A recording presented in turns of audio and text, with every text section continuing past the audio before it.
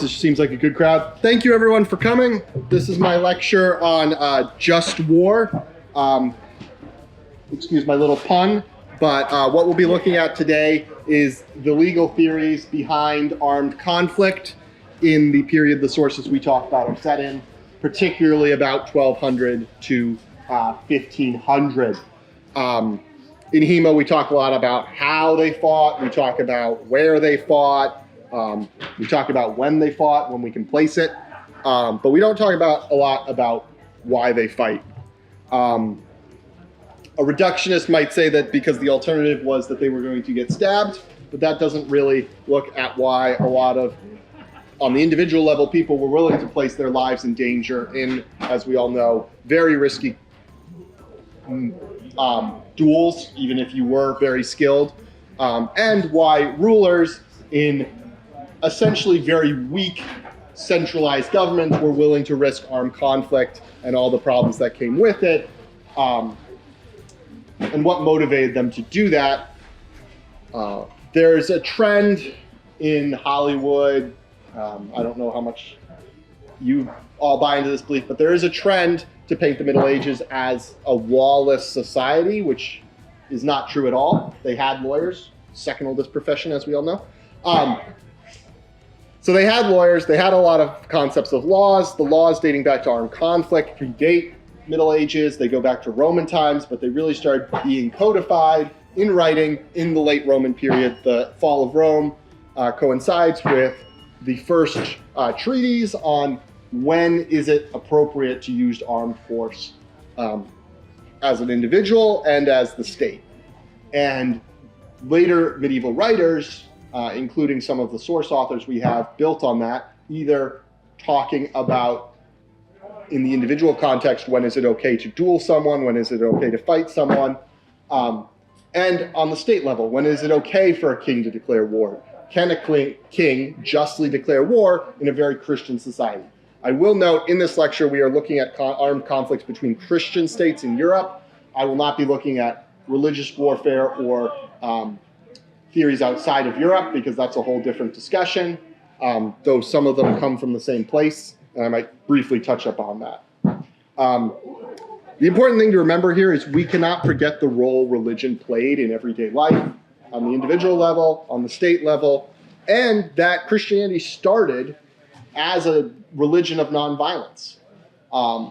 Christians during the Roman period often refused to serve in the army. They often practiced nonviolence. They read the Bible as encouraging nonviolence, and that view evolved through the period we'll be talking about. But the origins of Christianity for roughly about the first 300 years were as a religion of nonviolence. And so how did we get from that origin of nonviolence to kings feeling that they could declare war on other Christian kings and be justified, or not only justified, but blessed by the Pope? So originally I was going to have my first slide. By a show of hands, who here has watched the 1989 Kenneth Branagh Henry V adaptation of Shakespeare? One of the best movies. Excellent. So this movie starts with the king and his counselors sitting in the throne room, and the Archbishop of Canterbury comes in. Okay, I'm sorry, I didn't know if this was announced, but if you're in the Northern or Eastern Regional Discord, a link to Edward's slides are there, so you can pull it up on your phone. Yes, thank you, Ella. I forgot about that. Yes, they're in the Discord. I will try to make it so you don't need them. I don't think you will need them to follow. So, to set the stage, Shakespeare starts his play about Henry V with Henry V sitting on his throne, talking to his counselors, and the Archbishop of Canterbury comes in, and he makes the case to Henry about why Henry V has a legal claim to declare war on France. And this sets the whole play in motion, and has been interpreted a whole bunch of different ways. So it starts with some speeches. The bishop gives this long monologue about Salic law, inheritance rights in the Middle Ages. And then at the end of the lecture, he says, it is as clear as the summer sun, and everyone laughs, at least in the Kenneth Branagh version. Some scholars say that Shakespeare is mocking the English king's claim to the French throne and presenting this complicated legal argument as like, haha, this is all pretextual, like you shouldn't believe this argument. There is more recent scholarly work that argues that Shakespeare wouldn't be doing that because Queen Elizabeth, who was the queen at the time of Shakespeare's writings, still had the French coat of arms on her badge. She still maintained that she was the Queen of France. And so presenting something like this would have, if you were undermining that legal claim, that would have been seen as treason against the crown in Shakespeare's time.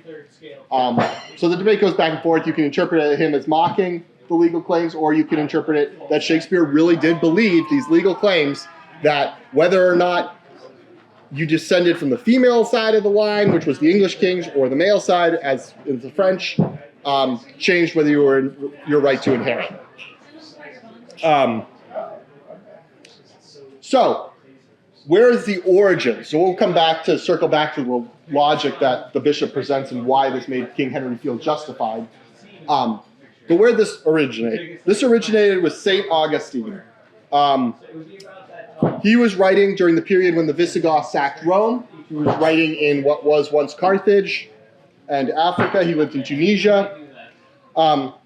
He starts his writings off, St. Augustine starts his writings off by saying that war is a desire for sinful pleasures. He says, thus the earthly city desires earthly peace, albeit only for the sake of the lowest kind of goods, and it is that peace which it desires to achieve by waging war. So essentially he's saying, cities want to wage war so they can make money off trade. That is why they are waging war. However, St. Augustine then goes on to say, and now remember, he's writing at a time when the Christian church has become established, but it is suffering because it had become tied in with the Roman Empire, and the Roman Empire is falling, and the Christian church is therefore under threat.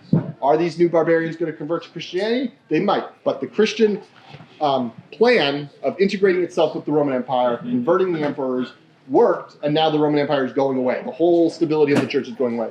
So he says that victory in war and the peace that comes after are still gifts from God, even if you fight for a bad cause, even if you fight because you just want peace so you can do trade. And he says that the goal of a Christian soldier should be the peace that follows the war, not because of the profit, but because of the stable times of peace were the only times that the church could flourish and lead people to God, which was the church's mission. So essentially he's saying, it doesn't matter why the city is declaring war. What you're doing in this war is important because you're creating a peace that benefits the church. So he introduced a concept of a just war. When can a Christian soldier fight in a war and feel justified? And he says, but the wise man, they say, will wage just wars. Surely, however, if he remembers that he is a human being, he will be much readier to deplore the fact that he is under the necessity of waging even just wars. For if they were not just, he would not have to wage them, and so there would be no wars at all for a wise man to engage in. For it is the iniquity of the opposing side that imposes upon the wise man the duty of waging wars. Essentially, he's saying, if everyone was a wise man, we wouldn't have to have any wars. But not everyone's a wise man, so the wise man still has to fight the unwise man. This seems to be a very defensive kind of war that he's painting here, because he's saying, look, you only have to fight wars because the other guy's going to make you fight wars. And this is the trend in Christian thinking. The Christian thinking was originally nonviolence. By this point, it is tied in with the empire. The empire is under threat from the barbarians. Maybe we can do a defensive war as a little treat. Maybe we can have a little defensive war. They often turn to when Jesus talked to the centurion, and Jesus blessed him, and St. Augustine goes into this. He says, Jesus didn't criticize the centurion for being a soldier. He said, just be a good soldier and follow orders. So now he's saying, serve the state because the state serves the church. So we're transitioning from nonviolence to just defensive war in defense of the church and the state that supports the church. He had two criteria for a just war. First, the war must be waged for a peace. If you're not waging war for peace at the end of the day, then it's not a just war. And second, the war must be waged by a legitimate authority. And again, he's writing in the breakdown of the Roman Empire, so this is very important in this time. You need to be the legitimate authority.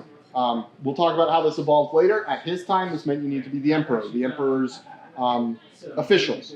You had to fight a war justified by a legitimate authority. You couldn't just fight your private wars because you were governor of Egypt and you wanted to take over Syria, and the governor of Armenia didn't want you to have Syria. He wanted Syria. We needed centralized control and legitimate authority, which ultimately, as we know, legitimate authority evolves in this period to come from God. So again, he's writing as a Christian theologist. Legitimate authority comes from God. You can only wage war from a legitimate authority because that is the only war that God is endorsing. However, do all wars need to be defensive? We quickly see that defensive wars are not the only wars that Christian society considered that could be just. Can anyone think of an early medieval war justified as an aggressive war by the ruler who tried to paint it as just? Anyone think of any medieval conflicts that were an aggressive war that were painted as a just cause? Well, yes, but that's a different thing. Again, killing the infidels is a whole different thing. Yes, and they actually justify the Crusades using St. Augustine's teachings. The church later, he doesn't talk about killing non-believers at all. His whole thing is, we need peace for the church to flourish. Then they take his writings and say, well, Christians are the wise men, and they are the unwise men, so we have to go fight them. That's that. Yeah. Exactly. So that was the answer I was looking for. So William the Conqueror starts a war to invade England, and he commissions a giant tapestry, the Bayeux Tapestry, which I do not have slides of, unfortunately, because the slide's not working, but you can see it on the Discord. He commissions a giant tapestry, essentially as a propaganda piece. Well, really, his brother commissions it, but he commissions the Bayeux Tapestry, justifying his invasion and his lordship of England. And so he leads, he justifies this by, in the tapestry, you see Harold coming to William's court and actually swearing fealty to him in the Bayeux Tapestry. And then he violates that oath of fealty by taking the English crown himself. And so William is justified by the value of this broken oath and the stolen crown to wage an offensive war against England. And the Bayeux Tapestry does not hide that this is an offensive war, but it does paint it as a just war. So already we're moving towards that. And William justified this, and we know William owned a copy of St. Augustine's writings because we have a list of his baggage from when he crossed over to England later in his reign when he was traveling back and forth. He justified this war because, as St. Augustine says, an offensive is allowed if some nation or some state which is warred upon has failed to either to make reparation for an injurious action committed by its citizens or to return what has been wrongfully appropriated. In William's case, this would be the English crown that Harold had stolen. And it's his by right, because Harold swore fealty to him. And he saved Harold and took him hunting and all this stuff that they paint in the Bayeux Tapestry. So he's relying on St. Augustine's teachings here to justify an offensive war in England. Going back to the second prong, the legitimate authority. We see this a lot. In the first major medieval legal text, which is the Decretum Gracini, 12th century legal manuscript. Every time the king is displayed as part of the art in this manuscript, he is displayed with a bare sword on his shoulder. William has the same look in the Bayeux Tapestry. When he is declaring the war, when he is organizing the war, all those panels, William is seen seated on his throne with a bared sword resting on his shoulder. And this convention that you see in the 11th, 12th centuries in artwork of the king with the bared sword is a direct result of the legitimate authority requirement for a just war. It is displaying that the king has a legitimate authority to use the sword, to use violence. We think of state monopoly on violence as a much later legal invention, but it was already starting in the Middle Ages. It wasn't that the state was the only one authorized to use violence, because we know duels were legal for many centuries after William the Conqueror, but it was that the king had to, there was a legal process that came down from the king within which violence had to be conducted or it was not lawful. Again, note, St. Augustine, purely dealing with secular war, does not talk about religious war, does get turned into religious war later. We're not going to cover that. Whole different question. But know that the Crusades were justified by the Pope, quoting St. Augustine. So the next major legal figure is Thomas Aquinas, who wrote the Summa Theologica. And he's writing in the 12th century. He's writing in the 12th century. And he's writing about the same things. He writes all about natural history, about the law, and he asked the question, literally that's how he phrased it. His book is broken into questions and responses, and one of the questions in his book is whether it is always sinful to wage war. And the initial argument that he presents is the argument that yes, it is always sinful. He quotes Matthew a lot in the Bible, so St. Matthew was martyred by the sword. Quotes Matthew 26:52. All that take the sword shall perish with the sword. And then Matthew 5:39, but I say to you not to resist evil. Turn the other cheek. Don't use violence. So he quotes this and he says, look, Matthew's pretty clear, maybe we shouldn't use violence. And if any of you have ever seen Caravaggio's Martyrdom of St. Matthew, showing him being martyred by the sword, that is a very clear painting of the early Christian policy of nonviolence that we discussed. Caravaggio really captured that. It's a beautiful painting. You can see it in Italy.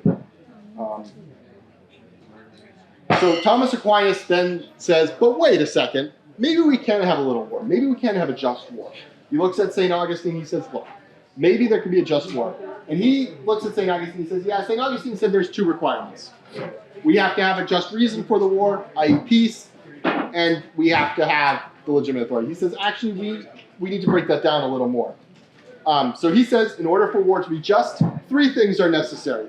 First, the authority of the sovereign by whose command the war is to be waged, for it is not the business of a private individual to declare war, because he can seek for redress of his rights from the tribunal of his superior. And so this is the hierarchy of fealty, right? You always have a superior in the hierarchy that you can seek redress from until you reach the sovereign who has no superior but God. So he can wage a just war, but everyone else has to follow the law. You can't have the dukes and counts fighting. Has anyone here seen The Last Duel? It came out in 2019? Yeah. So in that film, that's what happens. He appeals to his lord. It's about a French knight whose wife is assaulted. And he appeals to his lord, and his lord favors the other knight flagrantly in a whole bunch of legal issues before this one. So his lord says no. So he appeals to the king, and then knowing that he might not get the result he wants with the king, he appeals to have a trial by combat, which can only be sanctioned by that point, this is the late 1400s, only be sanctioned by the monarch under French law. So this is a very clear development in medieval law, that we no longer have armed conflicts as just between legitimate authorities such as dukes and counts. Now armed mass conflict is only the realm of kings, princes, because they have no higher authority to appeal to. He says, moreover, it is not the business of a private individual to summon together the people, which has to be done in wartime. And then he talks about how it's the king's responsibility to look after the people and their welfare, and therefore it is his responsibility to decide whether warfare is in their welfare. We see this in the Bayeux Tapestry. There are two massive strips of the Bayeux Tapestry showing William mustering the forces of Normandy to go to war. Again, this is the idea that power is being centralized. Kings are exerting greater legal control over their subjects, and so they're creating greater legal control over violence. This is more than St. Augustine's. It needs to be a legitimate authority. Now the only legitimate authority is the crown to wage a just war. And as we will see, to justify a private conflict.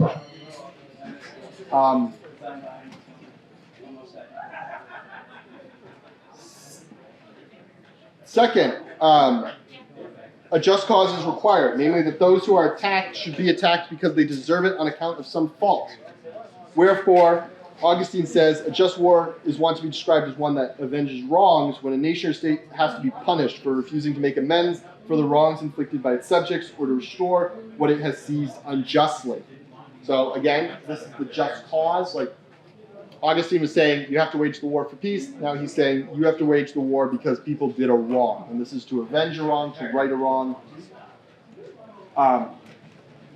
And third, he says, it is necessary that the belligerents should have a rightful intention, so that they intend the advancement of good or the avoidance of evil.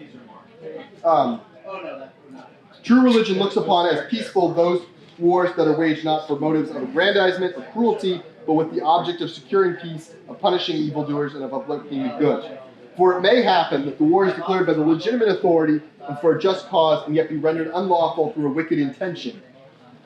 Hence Augustine says, the passion for inflicting harm, the cruel thirst for vengeance, an unpacified and relentless spirit, the fervor of revolt, the lust of power, and such like things, all these are rightfully condemned in war. So what is he saying there? It's not enough to have a just cause to start the war. You have to behave justly while you wage the war. The best case example we can see of this is in the late 1300s, early 1400s, the French crown is at war with the English in the Hundred Year War. They are also at war with the Dukes of Burgundy. The French paint this as a just war because the Dukes of Burgundy have in the past been vassals of the French crown. The Dukes of Burgundy argue a whole bunch of legal arguments about land rights and independent crowns. Anyway, that would be a whole discussion of itself. But what happens is, in 1414, so this is 1 year before Henry V launches his invasion of France, the Duke of Burgundy has garrisoned the French town of Soissons. The French attack the town of Soissons. They take it possibly by treachery on behalf of the English mercenaries. History is unclear who actually opened the gates, but the French take it in the first day of the siege, and then they ruthlessly sack the entire town, subjecting it to the worst barbarity. They kill almost a third of the town's population, including nuns. They execute all the prisoners of war, and just generally behave in what at the time was considered a barbaric fashion. And again, Soissons was a French town. It was French citizens under the Duke of Burgundy's control. The citizens had not participated in the siege. This was not after a long siege when a sack was seen as lawful. Henry V uses this, looking at the history, not the Shakespeare play. Henry V uses this. He has the account of what happened at Soissons published all over Europe. He sends letters to the King of the Holy Roman Empire. He sends letters to the King of Hungary. He sends letters to the Polish monarch, the King of Bohemia. He sends letters all over Europe telling everyone what the French did at Soissons. And a cynic might say that he was already preparing his attack on France, and this was his way of painting them as waging war in an unjust way to further justify his claim to the French throne. So, again, the difference between St. Augustine and Thomas Aquinas. St. Augustine says, just cause to wage war and legitimate authority. Thomas Aquinas says, legitimate authority, but only if it's the monarch. And you have to have a just cause to wage the war, and you have to wage the war justly. And note what he says here. He says, true religion looks upon as peaceful those wars that are waged out for motives of advantage. He is saying, it's okay to do a just war because you're still being peaceful. He's like, it's not even really a war. If you're doing a just war, it's a peaceful war. Religion looks upon you favorably. You can do this. And remember, they're really trying. We think of the Middle Ages, so-and-so, Shane's living in his village. He has no idea what's happening 12 miles away in Connor's village. No idea. But it was a highly interconnected society. There were large-scale trade in England. You have a very clear pattern of news and legal cases following the cattle drives every year, where they would drive the cattle to market, and that would create a huge migration of information throughout England. And you have similar things along the Rhine River, throughout France.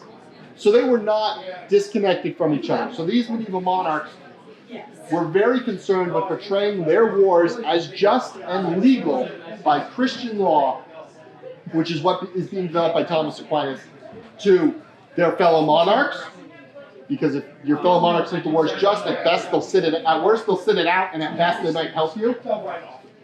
Painting the war is just to the church, because you don't want the church saying, hey, the king is waging an unjust war, and maybe you guys really shouldn't go sign up in his army. That's and in fact, Henry V, when he declares his war on France, the church preaches from the pulpit in England the justness of Henry's claim to the English, to the French throne. And they, we don't have any surviving documents of those speeches, but we do have third-hand accounts that talk about Soissons. They talk about the right of the son to inherit from the father, and that the English claim is just. They talk about the breached treaties by the French, the failure by the French to ever pay the ransom after Poitiers. They never paid the French king's ransom and hold. There was still about 100,000 francs that the French never paid, which is a lot of money in today's money. So they talk about these things to the people. Now, how much that affected the people signing up, joining Henry's army, we don't know. But he sailed with a very large army. Nobles wrote off a lot of his debts or funded parts of the expedition themselves.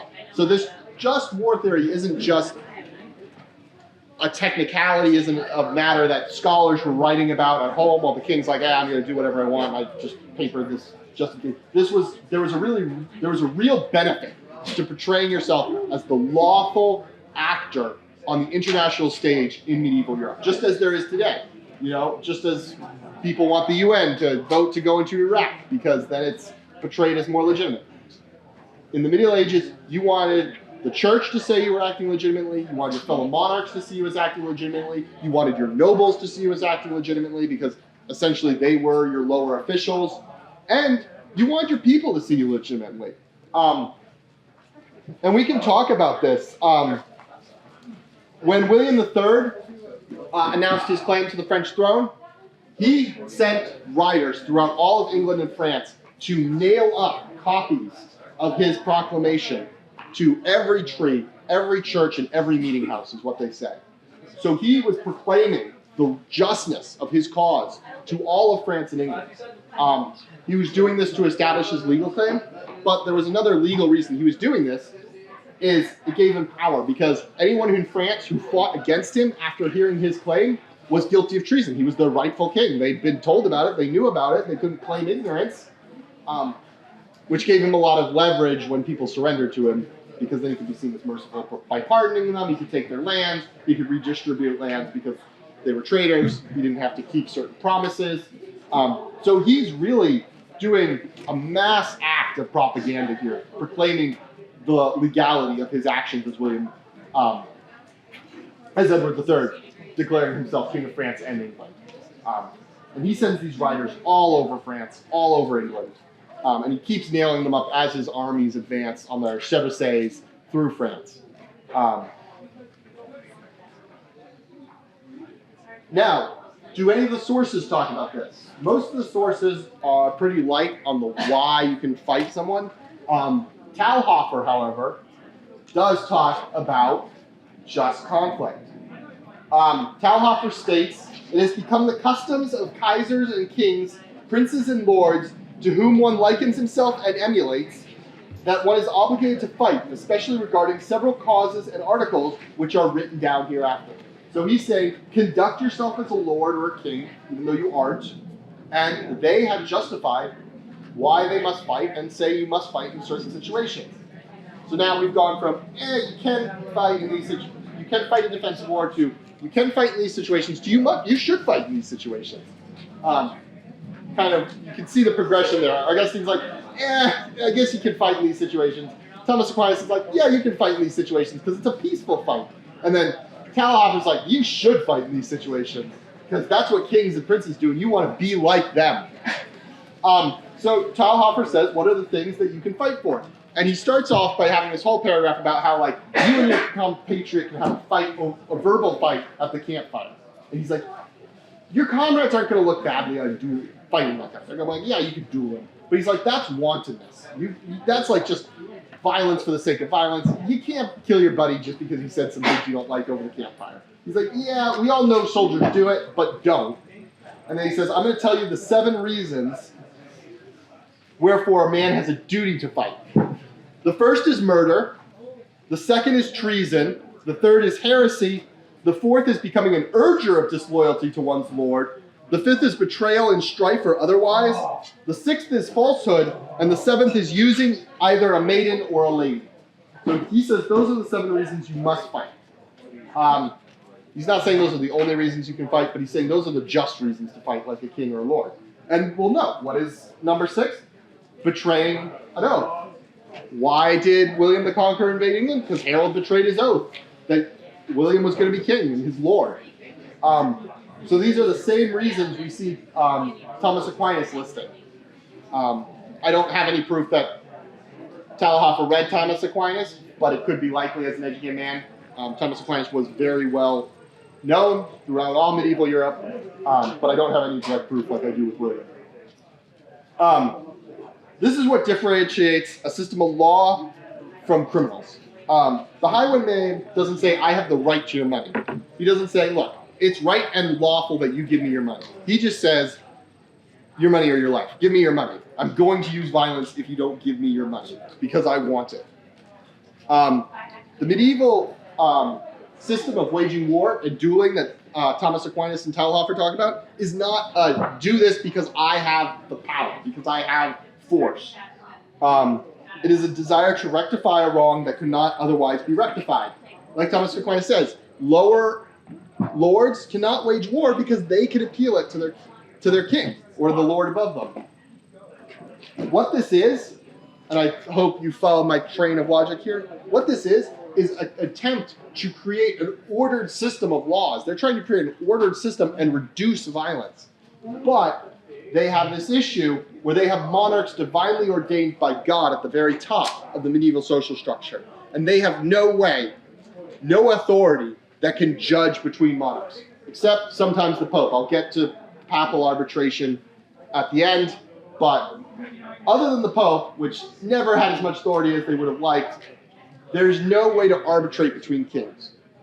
So here they have to have some pressure valve, some outlet. And so they have this just war theory that only the monarch can declare war. It must be for to have peace and for a just reason. And when you do it, look, we all know you're going to do it because it's the only way you can fix these issues. As Talhofer says, you have to fight. You should do it in a righteous manner. Side note, the church did try to outlaw violence between Christians in 1100. It did not work at all, and they quickly gave it up. So this is the legal structure of medieval Europe, which stems from religion and God, attempting to create a system wherefore the rights of causes that cannot be judged by any other party can be judged. Because obviously, if I win my war, I was the just party. Right? Because it had nothing to do with, those 10,000 longbowmen and that guy only had 1,000 peasants. It had to do with God chose me to be right because I published this long legal document explaining, and I told everyone, I'm fighting this war justly, and I definitely did not sack any cities, except those ones, but we'll ignore the smoke over there. Because, and note that I cannot emphasize enough, this really was a public relations coup and did reduce violence. So you have Soissons sacked in 1414. 1415, Henry V takes Harfleur by storm, essentially, at the end of a long, long siege with active resistance by the French garrison, aided by almost every adult of the, at least adult male of the town. The adults were loading crossbows, handing them to the French soldiers, and Henry does not sack the city. He does not allow his army to sack the city. He pauses, pulls his troops out of the breach, tells them to surrender, and does not sack the city as part of this just war that he is trying to portray his fight in France as. And we see this again in Henry V. He has this whole speech about what's going to happen to Harfleur if you don't surrender. Your old man's head's dashed against the walls, your screaming infants impaled on pikes, etc., etc., etc. Which was, under the laws of war at the time, considered justified after a long siege where the participants had actively fought back against the siege. Not just the garrison, but the citizens of the town. He would have been justified under the laws of war at the time to sack Harfleur. And he chose not to in an attempt to portray his justness over the French king and the French state.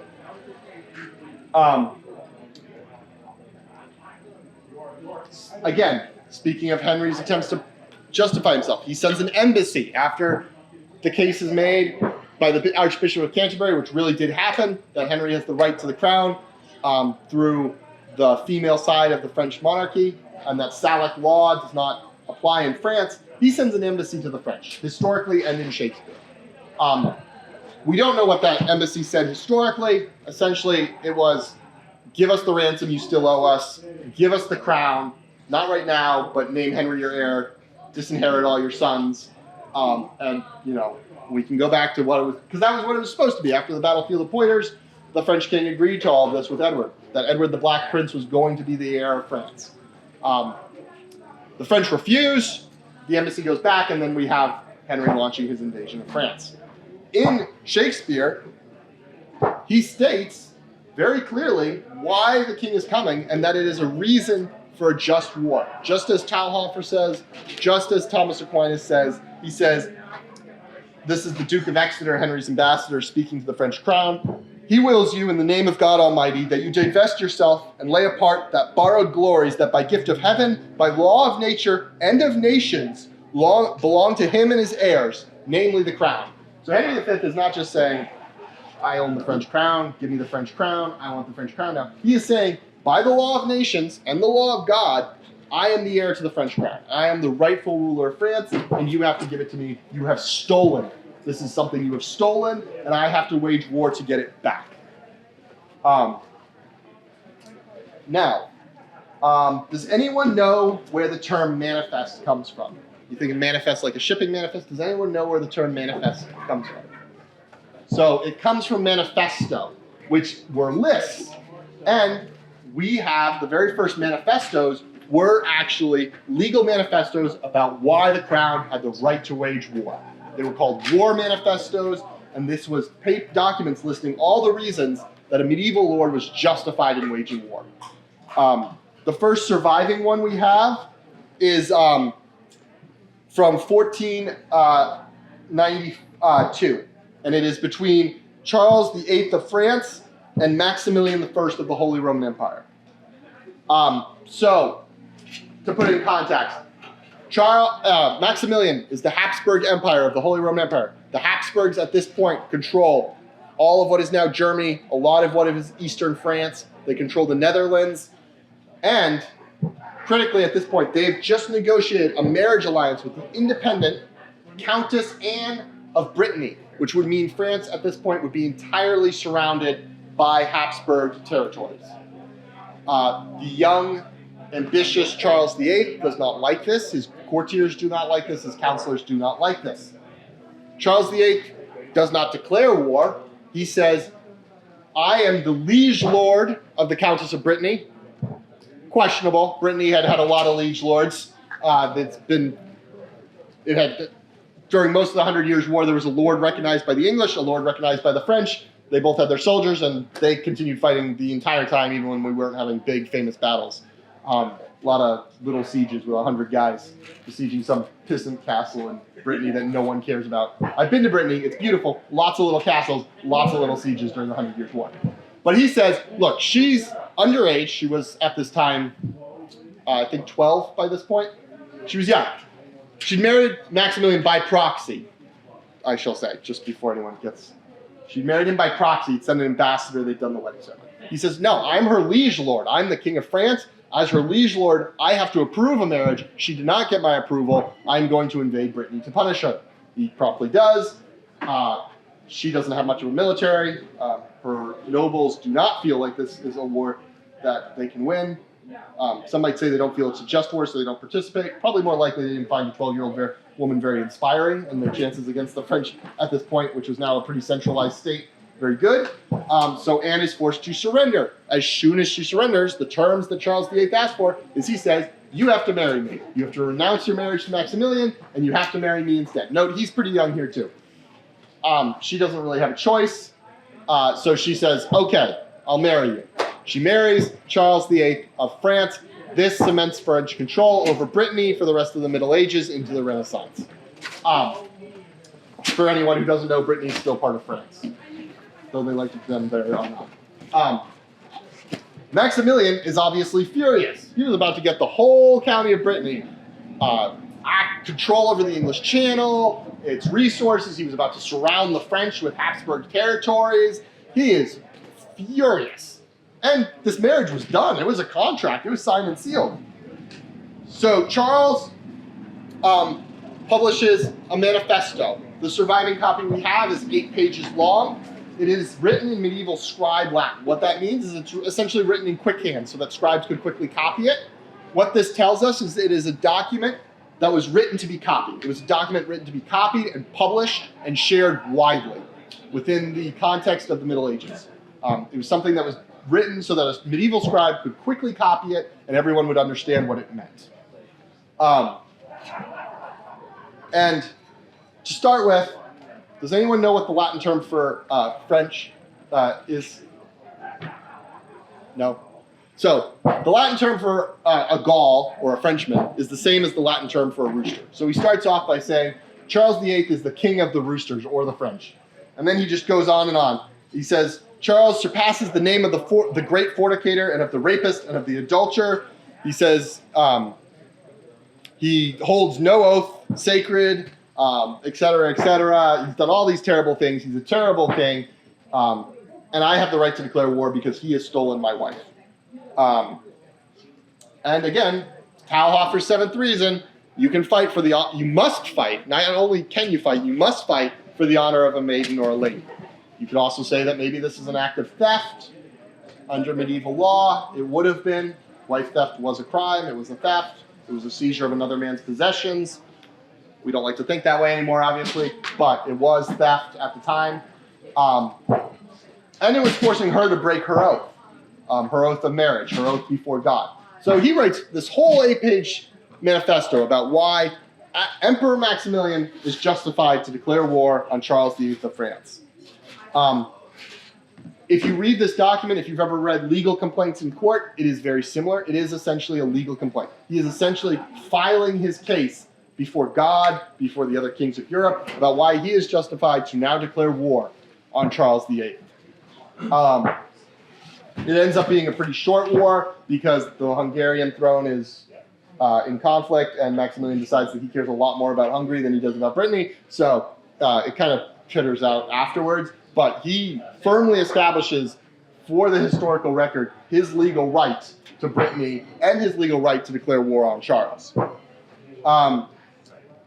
This manifesto, again, it starts with insults. It then proceeds to what Charles has done wrong. He's an adulterer, he's a fornicator, he's stolen a man's wife, he's stolen the rightful lands, and then it claims redress. It says, look, you have to give her back, you have to give me Brittany. It actually doesn't say he has to give her back. It says he has to give him Brittany. But presumably at that point he was done with the whole marriage thing. It does say he has to divorce her because the marriage isn't legal. And it says this is what you have to do to correct the wrongs you have done. Otherwise, we are going to war. There are cases in medieval Europe where we know of manifestos, or at least we know that kings had a case, and then instead of going to war, there was peace. The most prominent example of this is the brother of Edward III, John of Gaunt. Through a lot of complicated marriage politics, gained a claim to the throne of Castile, lost the resulting war because it was in Spain and he was in England, and essentially they signed an agreement where he will be paid off, he will be made whole with a vast sum of money that makes him the richest man in England for the next 50 years and funds his son's rise to the English throne, and he will renounce his claim to the Spanish throne. So this is very much a legal process. I am declaring war. First, I am stating what harms you have done. I am stating that you have done harms. I am stating what you must do to fix the situation. If you do not, we will be at war. If you do, there will be no war because I am a just king and I have been wronged. And this is the only outlet that we can resolve this. This is the important thing to remember. In this society, this is the only outlet. Now when states have issues, we have a whole international system. We have arbitration, we have the International Criminal Court, we have the International Court of Justice, we have the UN. We have created systems in the post-World War II world to resolve nations' conflicts without those nations having to agree and without war. They did not have this. Their options were papal arbitration or war. And this was all a way to make those wars legal, just, and to limit when they would go to war. I have no proof that the concept of just war as it existed in medieval society prevented any wars, but the logic applies, and it's a very hard thing to prove that it prevented any wars. But that was the goal here. By creating a system for just wars, you stopped a king. A king couldn't just go seize his neighbor's land, because then his neighbor would have a cause for war, and he would publish that, and that others might have cause too. So this really is a legal system that exists in the Middle Ages to resolve the dispute of the highest authority. And at the lower level, it is a legal system of dueling to resolve disputes between individuals, to compensate for a weak legal system, weak centralized authority, and a weak ability to solve crimes, essentially.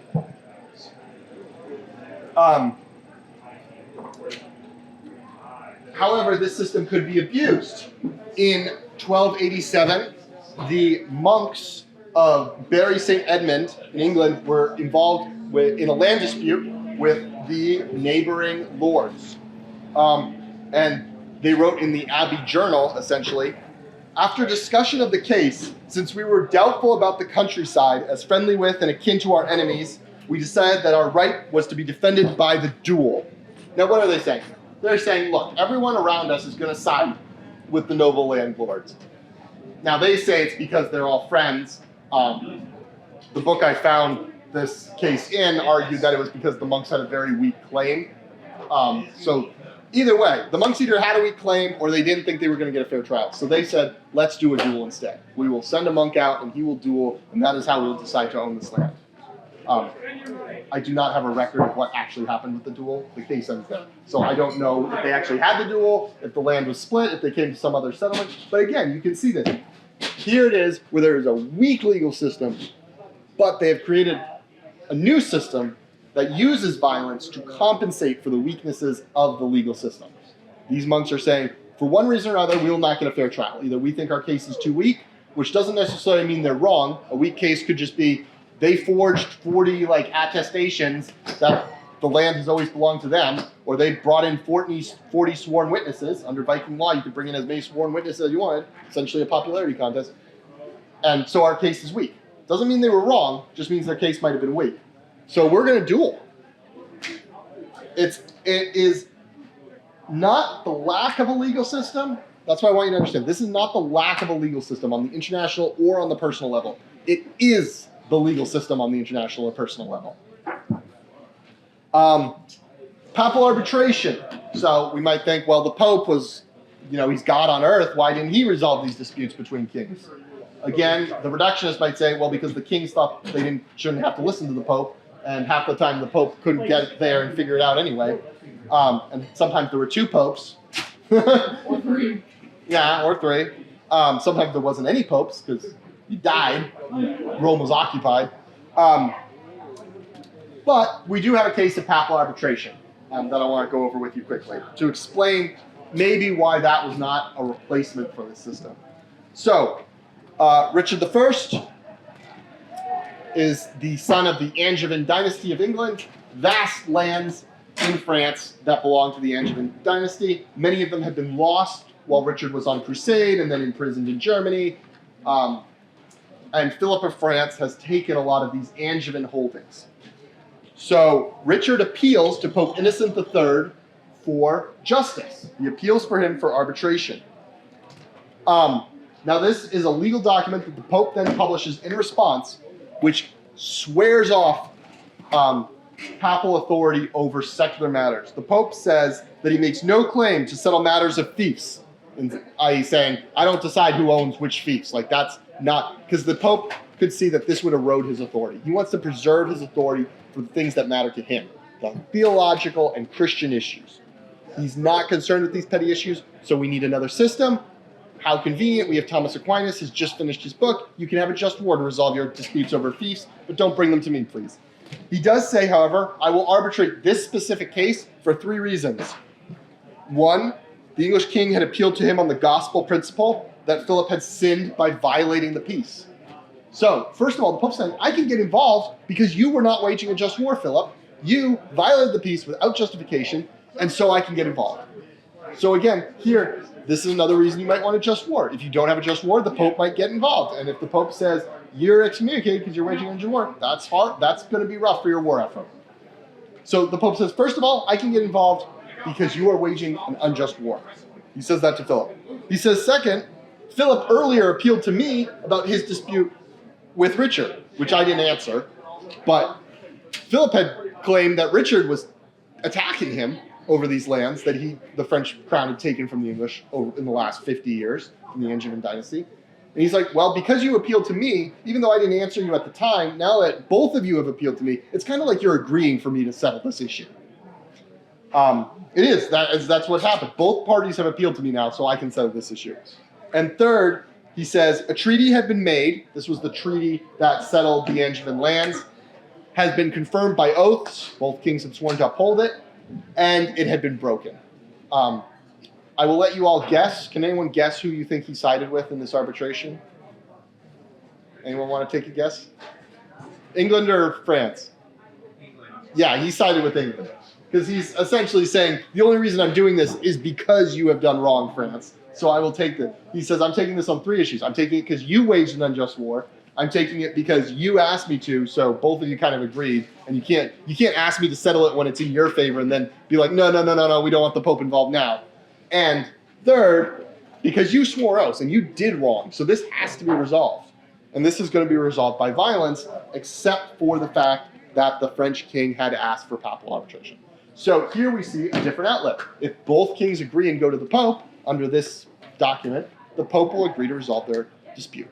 And he will resolve it based on whether or not conflict was just and whether there was one of those traditional wrongs that we see in Talhofer and that we see in Thomas Aquinas committed. Was there a theft? Was there a harm to a lady? Was there a betrayal of oaths or a lord? And here he says there was. You signed a treaty. Treaties are binding documents. You might think, we think nowadays of big treaties that end wars. We think of big signed treaties. Nuclear disarmament treaty for some of you who are a certain age. Some of you don't know what that is. That's okay. But they had treaties, and they were sworn oaths, written down, often observed by papal delegates in the Middle Ages. And again, there needs to be a situation for when someone breaks a treaty, how do we resolve this?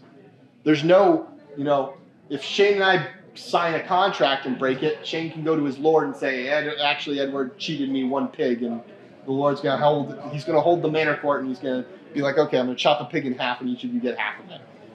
Or he's going to be like, Shane's my sister's brother's cousin, so he's right, Edward gets screwed. And I'm going to be like, I demand a trial by combat, because this is unfair.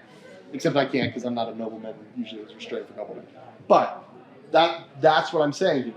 There's a system of justice at the lower level that may be ineffective, but can resolve most disputes. Once you get the more serious disputes between the nobles, you need violence. Violence is the system to resolve those disputes. At the level of kings, it is really the only resolution because there is no authority over them. Unless they consent to a different authority, i.e. the Pope.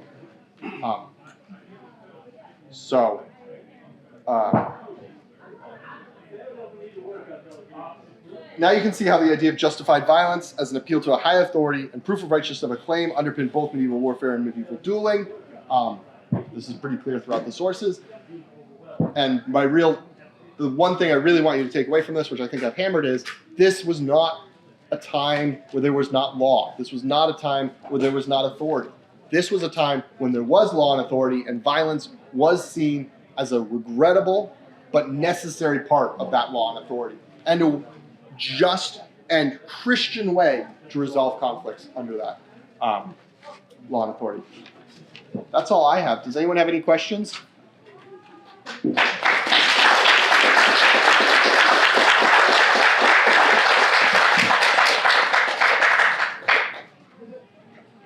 Yes? You used a couple of words, and I was just curious if you happen to know, because you talked about sovereign, and you talked about monarch, and you talked about authority. Do you happen to know what the Latin words are that are being thrown around here? I have to go back and look at the sources. I don't know the exact Latin words. I don't have the translations in front of me, but I can go back and look. Usually when they're using, usually it is the term for monarchy that is being used. I was using sovereign as we think of it in the modern sense, modern legal sense, as the authority justified to use violence. They didn't really have that the sovereign meant a whole lot more in the Middle Ages, the sovereign power, but it included that, as I discussed, with the artwork, the image of the sword, the king's shoulder that we see in all the legal texts. They very much clearly saw, and this is a development by Thomas Aquinas' time, as the monarch as the authority authorized to approve or use violence, and therefore the sovereign. But it did vary. It did vary because you have princes, you have, like Talifer says, you have kaisers and kings, you have emperors. But that's a good point. I didn't get into the translation side of it, but that is a good question. Well, that's basically where I was going with that. Was the a lot of that stuff. You also use the phrase "divine right of kings" or divine. Yep. Divine. A lot of that stuff is modern philosophy being read back into medieval. Yeah. One thing I really appreciated about your talk was your developmental thesis that you started with biblical Christianity, go through Augustine, hit some touchstones on the way to Aquinas. I think that might it might be worthwhile to think about that in terms of their theory of authority in that kind of way, instead of putting like divine right of kings and sovereignty back into that language. Do a similar like developmental track for those kinds of things. Did that make sense? Yeah, no, I completely agree. Could you comment on that? Yeah, I think you're entirely right. They had a very different way of seeing those things, and I think I touched on this a little. We're talking about secular war here between Christian states, but all of this stems from religious law. It is secular law that grew out of religious law. You cannot separate the two. And I think at the very beginning I said try to remember how impregnated this entire period was with Christianity, specifically Catholicism. I think you're entirely right. You cannot separate the person at the time's understanding. Really what I was trying to do here was change a little of our understanding to, because they did think of themselves as a people of laws. They thought of themselves as people under their law, which was very different from how we see. We, in the United States, I say we, here in the United States, we see laws as something that come from the people. They come from the consent of the governed. That is in our founding document. The medieval person would not say the law comes from the consent of the governed. The governed did not consent. No one cared. The law came from God, and He gave it to everyone. Right? I mean, that's obviously a very reductionist statement, but they see laws coming from an entirely different source. And I think you're right. So we do have to remember that. And that is why they tried to paint a just war in a religious context as if you were not doing a just war, you were not only behaving illegally, you were displeasing God. And that's very correct that we should remember. That might be more of a threat than the legal side of it. The legal consequences, as I touched, there's secular consequences. Other lords might not support you. You might be excommunicated, but you are also displeasing God. And these were very religious people who wanted to please God. So you can't say a king justified his war just on a legal basis. He justified it to maybe salve his own consciousness. So I think that's very right. Yeah? So you mentioned that trial by combat was usually only issued by nobles. You also mentioned that the monks in that case could go for it. Did any holy office give you the right to say I want a trial by combat, or would that be like the abbot of the monks called for it? So there's a reason I only touched briefly to say that the justifications for trial by combat were very similar and that this was within a legal system. Trial by combat laws changed drastically depending on which country you were in and what time period. For example, I talked about the last duel in France. France had trial by combat originally for nobles only. Then no permission from the king, you could just have trial by combat. Then it was permission from the king, then they actually banned it for a little while. And then by the time of the last duel, they'd unbanned it because the nobles basically threw a fit. And were like, that's one of our privileges, you can't take that away. So then the king said, fine, you can have trial by combat, but you have to come to me first. Like you have to exhaust all your appeals. It's like going to the Supreme Court. You have to appeal to your lord, then you have to appeal to me. I have to agree to hear your case, and then you have to say, I don't think I can get a fair trial for whatever reason, and the last rule is because his lord was against him, long history of his lord shunning him and not respecting his traditional authority. So trial by combat is the only way to fairly resolve this in the eyes of God. Now you have different traditions in England, but traditionally through much of medieval society, certain offices within the church were seen as the equivalent of nobles. For example, archbishops, even prioresses of convents would often own large tracts of land. Knights could swear oaths of fealty to prioresses of convents, archbishops, even the head of monasteries, the abbots could all hold land and receive oaths of fealty. And they often were nobles in the first place. Yes, they were often descended from nobles. Funny how that works out, that you become the abbot when your dad gave all the money for the monastery. So it's very complicated to say in any situation. In that case, under English law, they could do it because they owned land.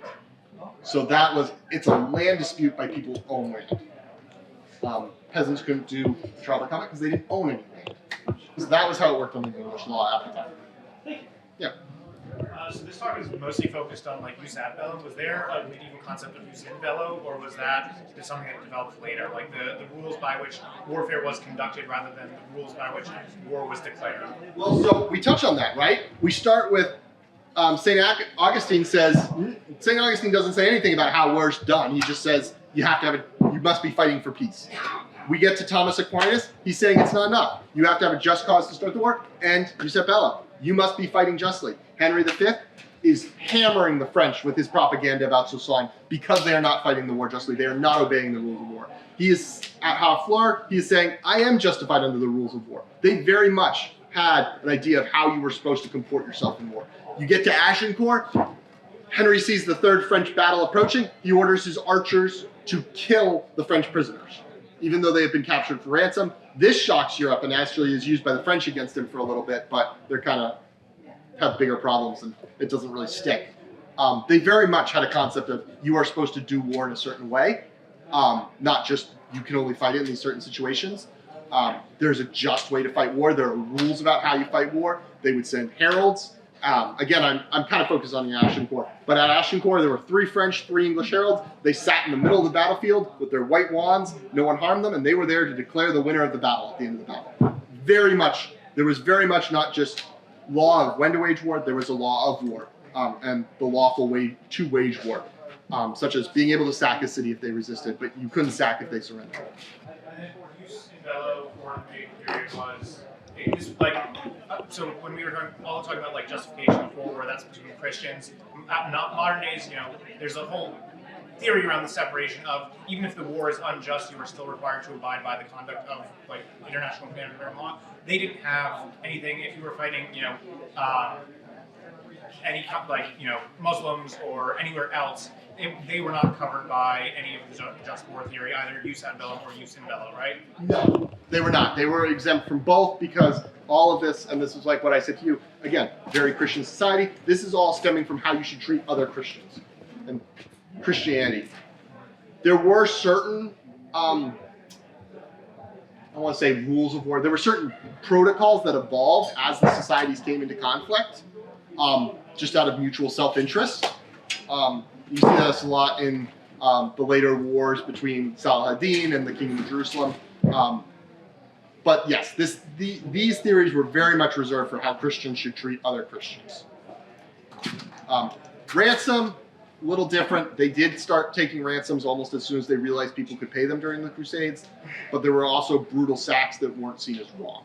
It was kind of, you can do a ransom over there because that guy's rich if you want, but he's not Christian, so you don't have to do the ransom. You can also just kill him. You brought up the Crusades, and it's sort of been lurking in the background. I'm just wondering, is there any Arabic language Muslim corollary to Christian just war theory? And the reason why I ask you is Aquinas based his theory off of Augustine, but he also based his theory off of like Cicero and Isidore of Seville, and he was really deeply influenced by Avicenna. And I'm wondering if there's any. I can't recall Avicenna writing a treatise on just war, but if there's any, like, if Avin Pace said anything, or if is there any other Arabic influence on Aquinas in this that you're aware of? So I'm not aware of any Arabic influence on Aquinas' theory of just war. I am aware that there are Arabic sources that talk about just war. I'm not well educated enough to talk about them in depth, but I know there are ones. There are also quite a few writings on the Indian subcontinent about when you can wage a just war. I don't want to say it's not as religiously influenced, but certainly there are treatises over there about when you can go to war and everything. Well, I only said And- there's a lot of cross-pollination Yeah. between the Arabic language and the Latin language during There- this time period, so Yeah. it would have been in the water. There's a lot of cross-pollination, and I didn't get into this because it was going a little farther back than I wanted to go, but you also have a heavy, like you said, you have a heavy Roman Greek philosophy influence on St. Augustine, right? And Thomas Aquinas to, I think, a lesser degree. They were writing in a time, they were familiar with Plato, they were familiar with Cicero. And the Muslim sources and the Arabic sources were certainly familiar with those people too. And the Byzantines. I didn't even cover the Eastern Orthodoxy here. There's a great article in the 1997 Harvard Law Review about the Byzantine concept of just war that I briefly skimmed for this, but it wasn't really relevant and it was a little too broad. That would have broadened the scope of this talk a little beyond what I thought I could squeeze into an hour.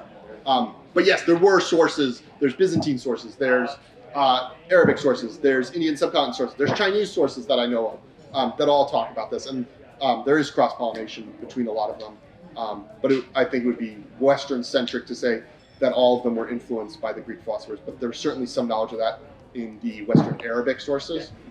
But there was also a whole different tradition that came out of tribal warfare and the conditions that you encountered over there. So I think that is well over time, so I will let all of you go, but thank you very much for attending. I hope I didn't put anyone to sleep.